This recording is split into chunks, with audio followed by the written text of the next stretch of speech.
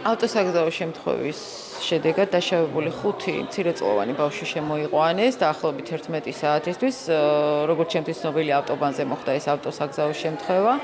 5-ვე დაზარალებული არის სტაბილურ მდგომარეობაში.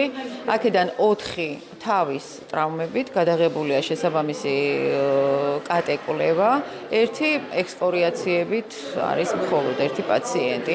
5-ვე პაციენტი სტაბილურია. ამ ეტაპზე მათ სიცოცხლის საფრთხე არ ემუქრება.